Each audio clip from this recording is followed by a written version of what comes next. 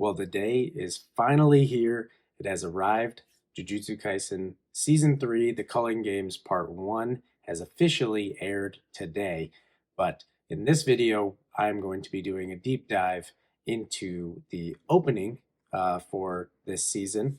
And so for this video, I'm not going to be listening to the audio. Obviously, I'm hoping that you've all already seen the trailer, you've heard the song. Just comment on the song. I love it. From the little snippet we got from the teaser trailer that released a couple weeks ago, I liked it, but wasn't sure how it was going to turn out like in the full version. And I was hopeful that it would kind of hit me harder. And I'm very happy to say, after seeing this full opening, that it absolutely has. It's grown on me significantly. It has become very catchy. I've been humming the dang thing throughout the whole day after I've heard it. So, fantastic opening by King Nu. They did another incredible job, and I think it kind of changes paces throughout the song, and I just really love it. So let me know what you guys think about it below. But for this video, I'm going to be only focusing on the visuals as we go. So I'm going to be dissecting this very closely. So if you want to hear me talk in excessive detail about everything we see in this opening, then you are definitely in the right place. So this is a good point to tell anybody who is a manga reader or who is anime only, this will have heavy spoilers. So I apologize for that. This is definitely going to be just for my manga readers that want to super geek out over the opening and everything they give us in here. But don't worry, anime onlys. I will be covering both of the first two episodes, doing deep dives of those. They will be completely spoiler free, and I think a very valuable resource for you. So just keep posted for those. But for this one, this is the last kind of warning. See you later. So let's just dive into it for the manga readers everywhere. So it opens up and we get this really awesome visual of this upside down, like dark, almost like a black moon, but we have all of this reddish hue, and we get to see an eyeball in the center of that moon or circle as Yuji is walking forward. So it has this red hue, and this is very similar to what we saw in the teaser trailer, but not only that, it's very similar to specials at the beginning of the Shibuya incident. It has like that red hue that really captures the menacing tone of Jujutsu Kaisen.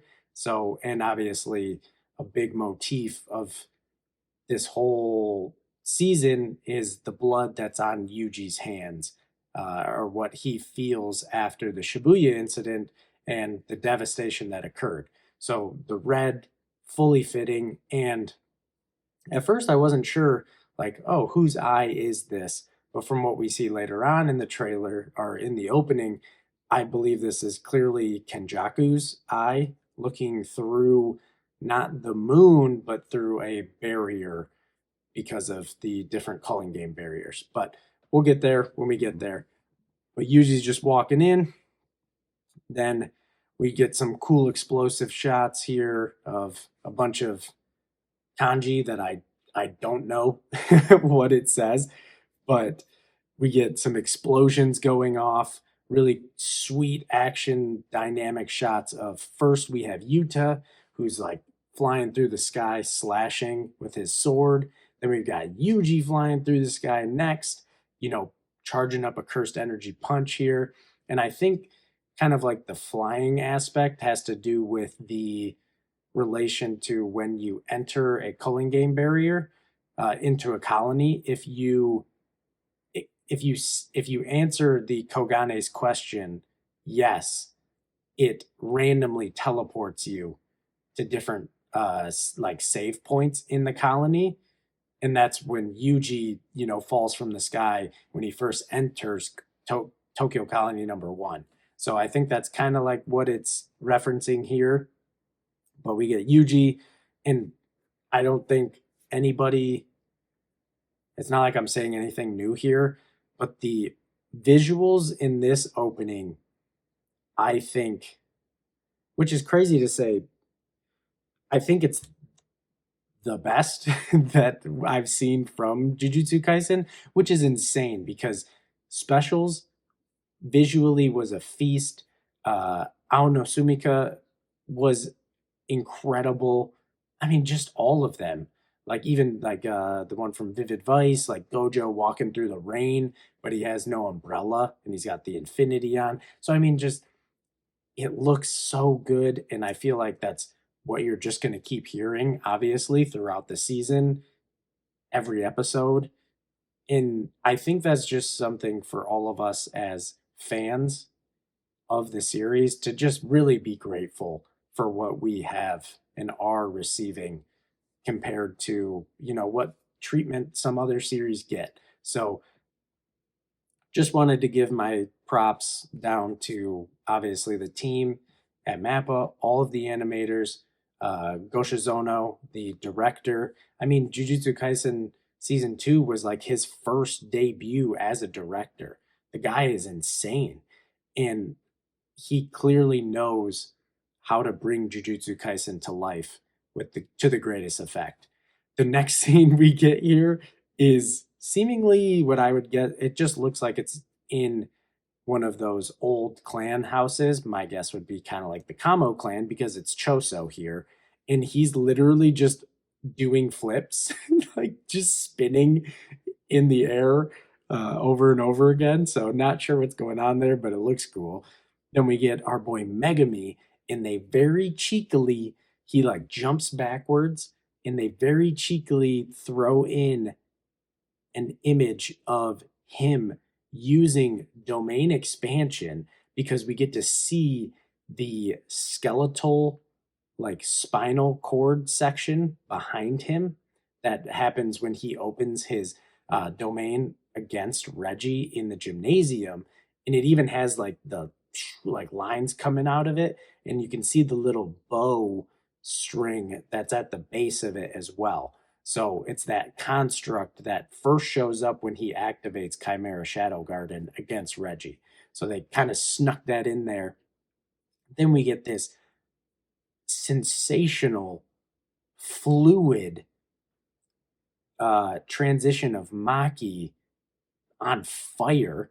Obviously, my thought is here it's referencing because we see her in the beginning of this little transition here. She has her glasses. So this is her before she was burned by Jogo, and this is her like going through the flames from him and like basically coming out the other side like a phoenix.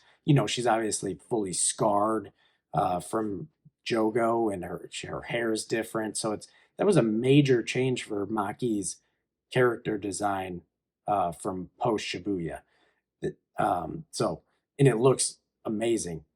Then we get one of my personal favorite sections of the trailer, and that's simply because Megami is one of my favorite characters in the entire series, and the Ten Shadows is my favorite curse technique in the series as well, because we get a really cool shot of Megami with all of the sacred treasure symbols that are on his Shikigami behind him. He's like getting up from the ground, and as he's getting up, it's just flashing through all the different symbols for the sacred treasures that are on his Shikigami that he possesses. And obviously, it ends with the Dharma Chakra wheel for our boy, the Divine General Maharaga.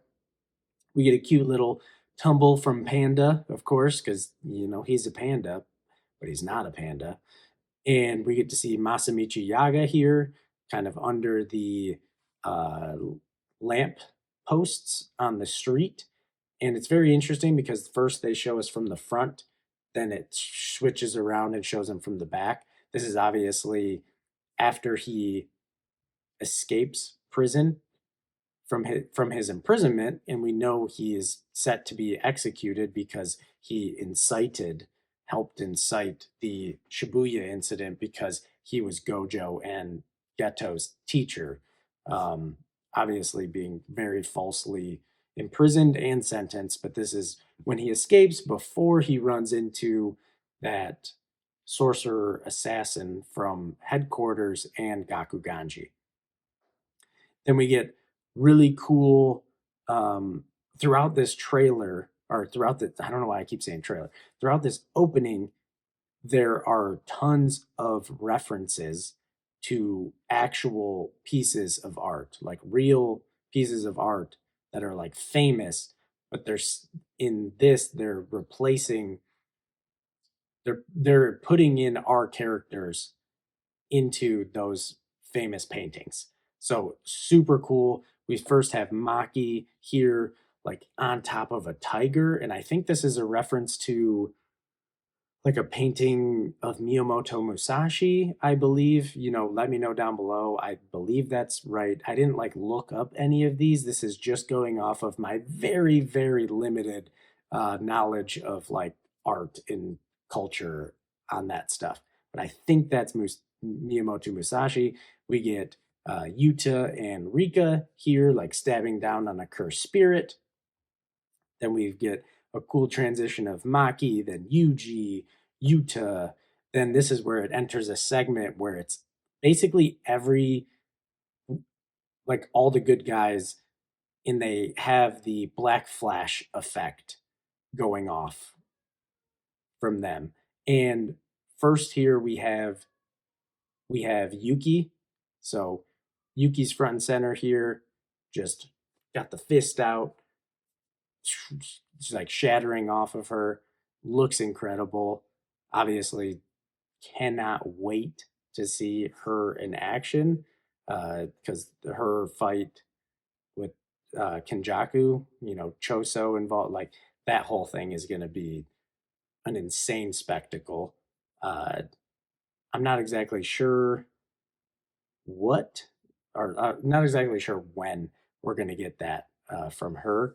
I'm thinking my personal belief is maybe that's how part two of this season actually ends, is after basically after Kenjaku wins and seizes Tengen. That's like where I'm thinking it's going to end because I've kind of looked at the chapter amount and tried to calculate it out.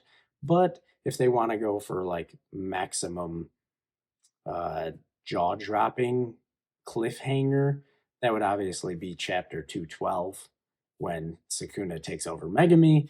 But I just don't think we're going to get that far. But we don't have to worry about that yet because this is just for part one. And part one has clearly shown us that we're basically going to go all the way up to the end of Sendai colony. So we are not, unfortunately, we are not going to get in part one. We're not going to get the fight that and I think a lot of people are super hyped for. I mean, I'm hyped for like every single fight in the Culling games because there are so many good ones.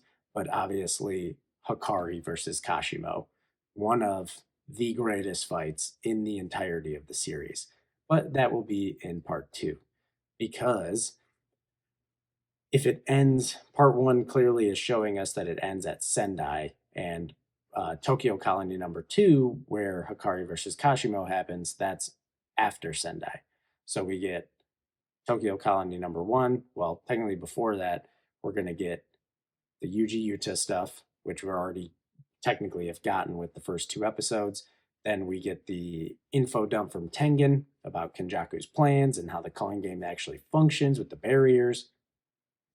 Then we gotta, have the perfect preparation arc. So that's going to be for Maki versus all the Zenin clan, Yuji and Megami recruiting Hikari, and then we're going to enter Tokyo Colony number one, and then we're going to do Sendai after that. So that seems to be the sequence that we're going to get for part one. But first we've got Yuki, then we get to see Panda here, Choso, then we get to see Maki when she actually goes to the Zenin clan, because she's in this photo, she's wielding dragon bone. So that's actually what she got from Juzo, the dude with like the apron that was like wanted to turn Gojo into a coat rack. Yeah, good luck, buddy. But clearly that didn't work out very well for him. But this is like his masterpiece for his curse tools, because that guy was like a very proficient curse tool creator. So this is Dragon Bone. That's what Maki goes with, and that's what she actually fights her father Ogi when she loses. But then she also wields it for a little bit. Honestly, it doesn't stick around very long, because after she gets the Soul Split Katana from Mai, we get to see Maki use Dragon Bone against the Kukuru unit during the Zenin extermination, but then it just disappears. We never see it again, which I don't blame her, because the Soul Liberation Blade is far better than Dragon Bone. But I mean, she could have been like dual wielding out here, but I guess she didn't feel like it. Then we get to see the next Black Flash image is actually Megami, and he's actually doing his domain expansion hand signs, which is interesting here. Yuta with his sword, and then Yuji charging up. I mean, he is the Black Flash, basically incarnate. You know, he is the one that's blessed by the flashes of black. We get a image of Yuji with sitting around the dinner table with all of his siblings, you know, the death painting wombs. We get to see Sumiki in the hospital in her bed. We get to then see Yaga looking over a baby panda when he's like in the crib. We get a ridiculous, very, very short little jump scare of Sukuna. And this image of Sukuna in the mirror is crazy. He is looking absolutely menacing. The art style is so nuts, and he just looks completely deranged.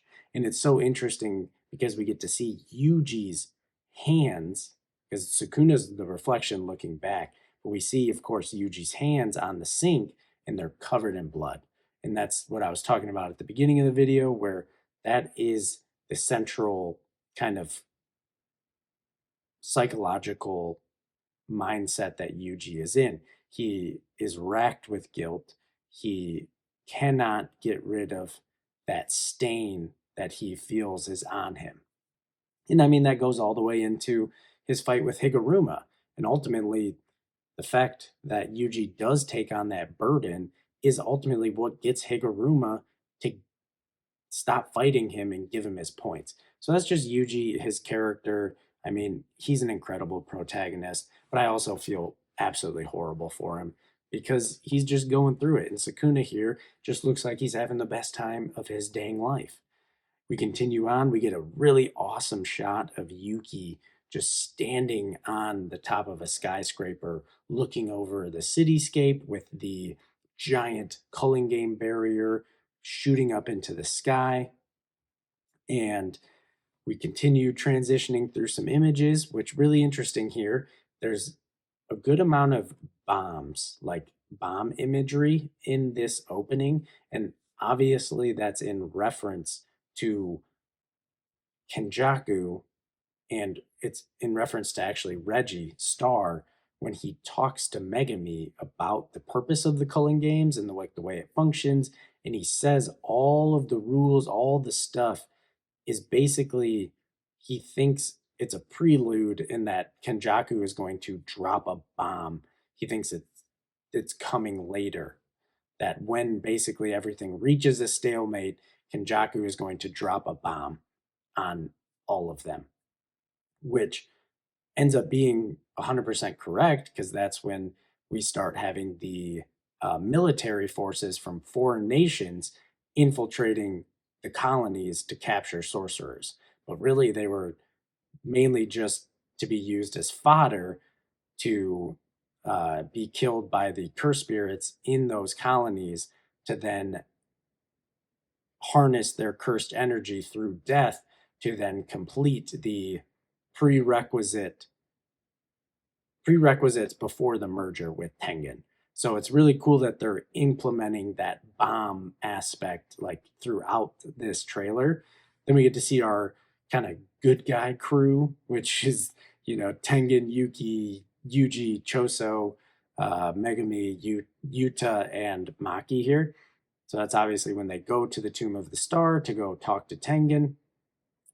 Then we get to see what is an incredible imagery, and it is Kenjaku, and he's like sitting basically around what looks to be a model version of these cities, and he's like placing down one of the barriers of one of the colonies, and then he's looking inside it to like watch, because that's Kenjaku is this whole thing is one giant experiment to him, and he is just watching it unfold. It's the chaos.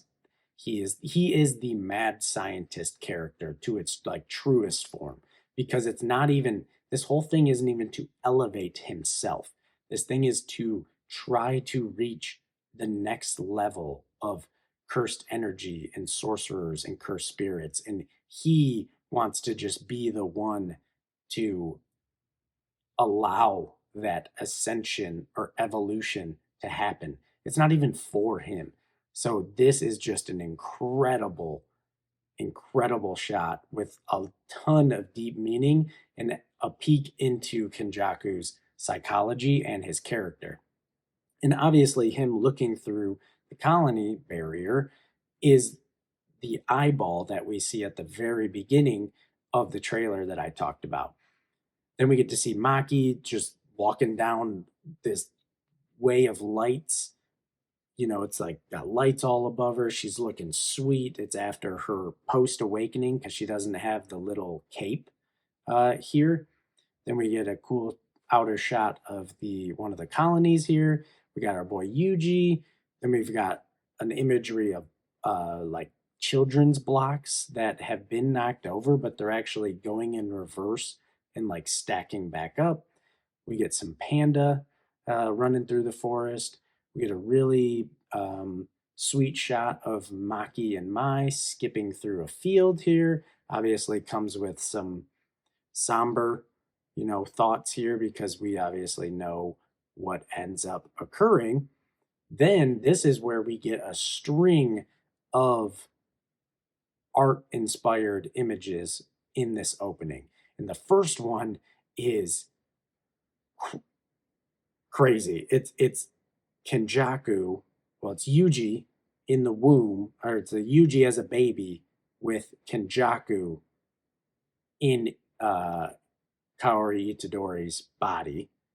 And I believe this is like, it's like maybe a work of art called like Deceased Mother, or that's something very morbid like that, but incredible looking.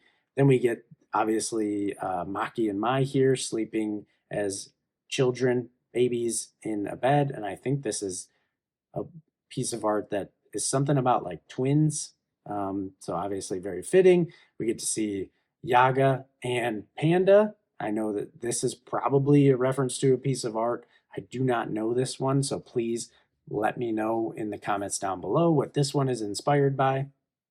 Because I'm not really on like any social medias, so if I'm sure people have figured it out because people in the community are just bloodhounds. So if you could actually do me a favor and let me know down below, I would absolutely appreciate that.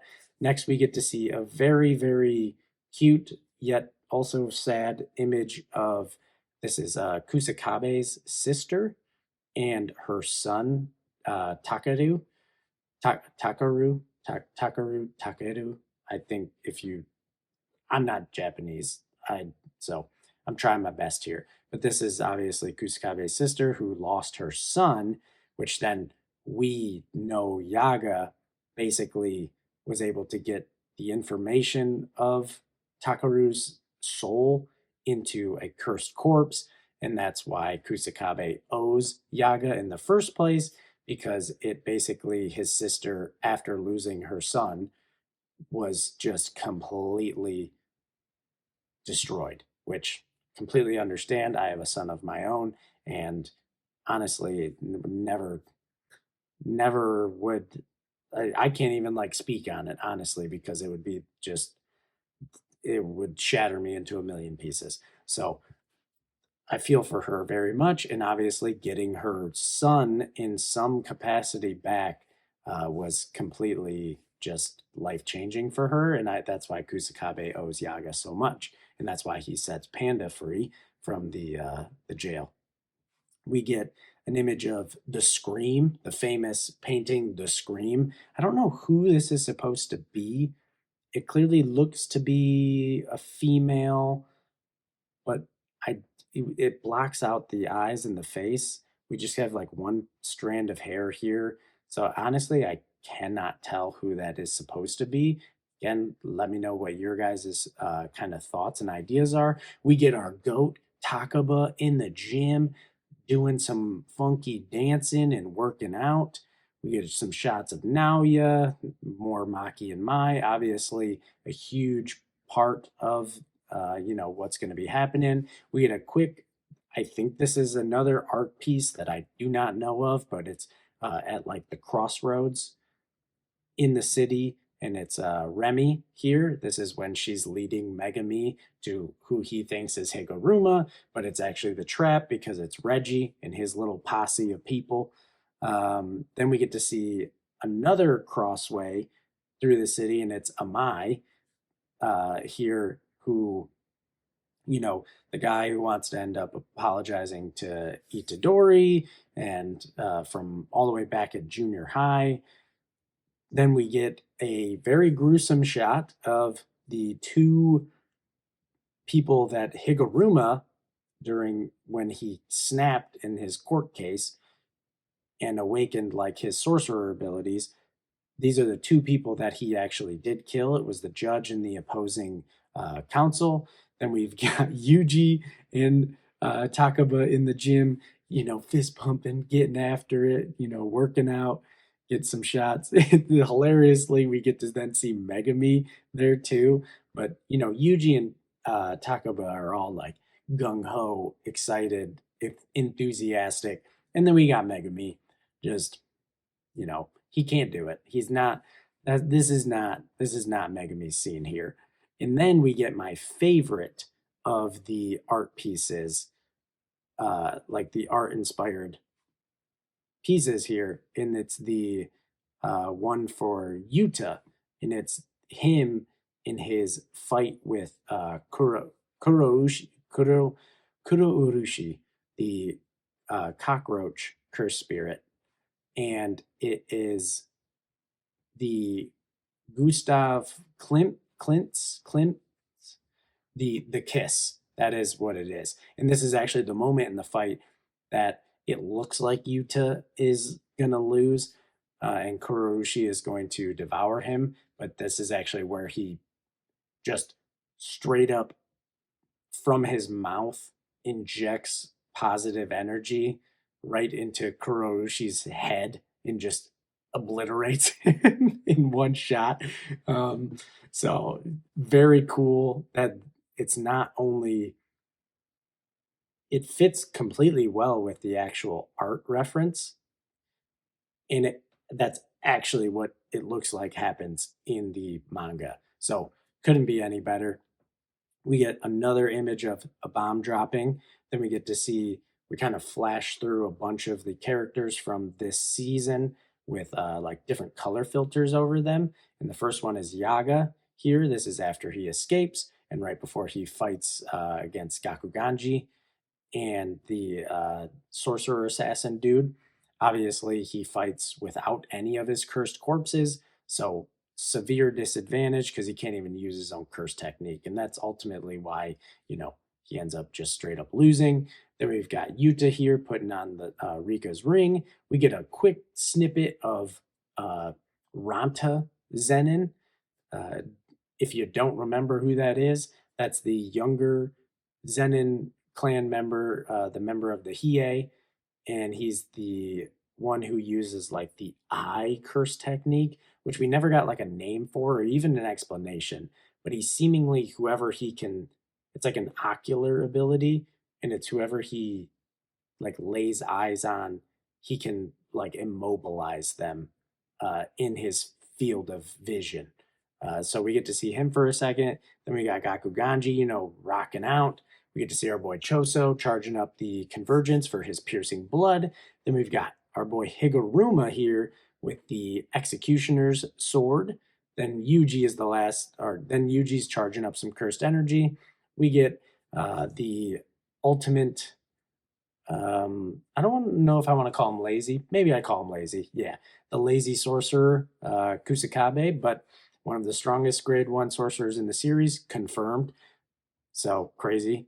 Reggie Star here with all his coupons. Then we get to see our boy Megami again with the domain expansion hand signs. So that's twice we've seen the domain expansion hand signs, and then once we actually got to see the like skeletal structure from his innate domain. Then it speeds up here, and we get after Megami, then we get Panda. After Panda, then we get Maki, and it's actually when she is doing, I believe it's called like the Shiranui or some type of like, it's some type of martial arts, but it's when she's embracing, like prepared to embrace Naoya when he's like building up his to get to top speed when they fight for the first time at the Zenin clan headquarters at their estate.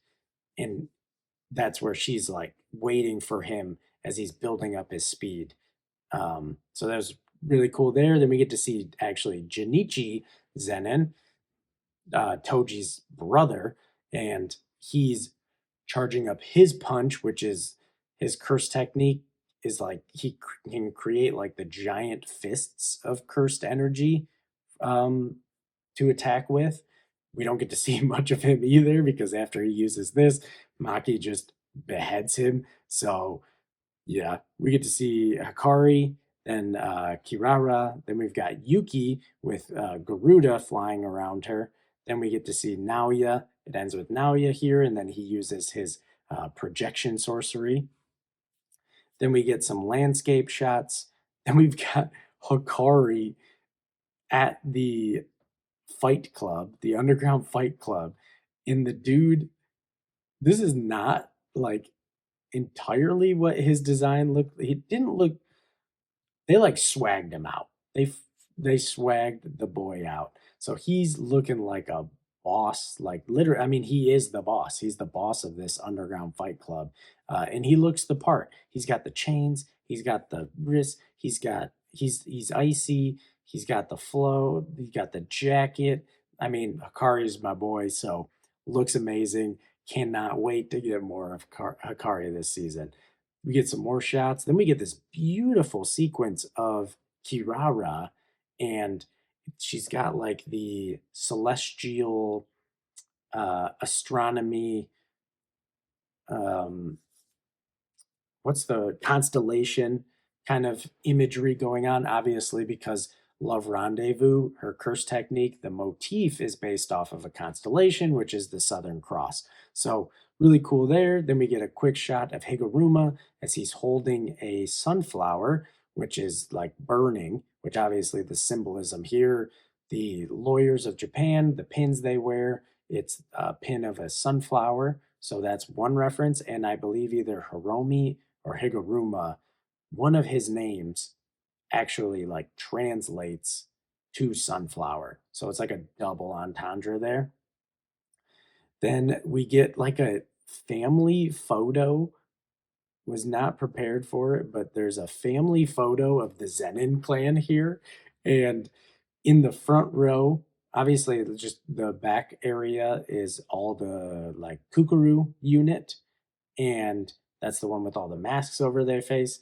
And then I'm assuming lower is other legitimate sorcerers, but maybe not the ones in the Hiei, or maybe a couple of them are in the Hiei. But in the middle, we obviously have Naobito Zenin, the previous head of the Zenin clan. He's got his arm around his son, Naoya. Then to their right is Junichi, which is Toji's brother. Then to the left of Naobito, we have Ogi, which is Maki and Mai's father. Then to his side is Ranta Zenin. Then on the other side, we actually have the leader of the Kukuru unit, which is a Nobuaki Zenin, and then we have Chojuro Zenin, who's the guy, the earthbending member of the Hiei. So pretty funny that we just get like a family photo of the Zenin clan sorcerers here. Then we get some cool images of Yuki. Then into one of my favorite sections, and this focuses on the fighters, the combatants of the Sendai colony. So when we get into the Sendai colony, it's already in a deadlock, and it starts with great imagery. First, we get Kuroushi, then we get, oh, he just looks so good. We've got Ryu Ishigori here, the cannon, the veritable cannon, just looking immaculate. I can't wait to see him on screen. See the granite blasts. Um, in this image, he's actually shooting something out of his hair, so he's shooting a granite blast, and so it's blue, really cool looking. I mean, he looks so good. He Ryu is one of my like I mean, there's just so many good characters in Jujutsu Kaisen and in the Culling games specifically. So I'm not going to fanboy out too much harder because then we get an amazing shot of Uro, seeing some images of like prisms and obviously sky manipulation. It's doing some funky stuff there. Then we get the boy Dhruv Lakdawala, the guy who's actually in his second reincarnation and is just super old. So from way back when Kenjaku was, because we know Kenjaku is even older than Sukuna. He's not from the Heian era. He even precedes that. So clearly that is true because Dhruv here is in his second time around, and he fought in like the battle. I don't know. This dude is like super duper old, like crazy old, and it's nuts because he looks so like menacing and like enlightened, and then Yuta just proceeds to clap the dude. So maybe we'll get lucky and we'll get a little bit of an extension on their encounter. Obviously, still got to make Yuta look like a boss because he takes him out pretty easily. But maybe give us a little extra time with the dude just to maybe see a little more something from him. Then we of course get Yuta, then we get the Tokyo Colony #1 squad that Megami goes up against. So we've got Remy, we've got Reggie, we've got Hazanoki, and then we got the dude with like the claws and the ponytail that Megami honestly just dunks on the whole time, even though he's totally outnumbered, getting sneak attacked a bunch of times. But then Megami is just like wrecking this dude the whole time and then proceeds to actually kill him as well. So don't even know the dude's name. Couldn't care, but I'll know, I guess, when we get to that episode. Then it continues on, and we get a little shot of the Kukuru unit, and then we get this shot of the Zenin clan, a few of the Zenin clan members. We got Chojuro, then we got Nobuaki, Jinichi, and Ranta, and they got these like very pastel, colorful cloud explosions behind them, which make it look like they're the good guys, but they're all, I mean, they're not. So it's just very interesting imaging here because this is all just before they get slaughtered by Maki. Then we get an absolutely diabolical image of Takaba with his cheek out, and he's throwing it back at us. Ridiculous. This this guy is just completely something else. But I'm not going to stick on that one for too long. We get some more Kukuru unit. Then we get actually uh, Jet Woman and Helicopter Man, which Jet Woman, I believe, is Han Yu, and Helicopter Man is Haba. So that's those two people's name. Yuji, beats them both pretty fairly quickly. Then we've got Kusakabe pushing his sister in the wheelchair, and this is when they enter into the forest, for Yaga to actually show them the cursed corpse that Takaru is in. We get Maki here with the soul liberation blade, and it looks like blood all around her. We've got this very beautiful image of Mai with flowers as she's like sinking into the water, obviously very reminiscent of what actually ends up happening. Then we've got this really cute shot of Hikari and Kirara here with like their arms around him, and they just are cheesing hard. They look like they're having a great time. Then we get a very quick snippet of actually Granite Blast.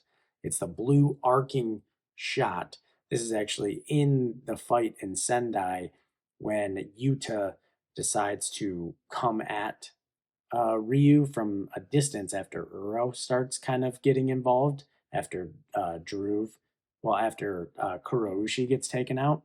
But this is when Yuta's like running at him and Ryu shoots the arcing blasts like all the way up in the sky and starts raining them down on him. So super cool to see that. Then we get an image of a bomb dropping again, literally a literal millisecond image of the prison realm. Obviously, got a, just little snippet. Hey, Gojo is still in this box.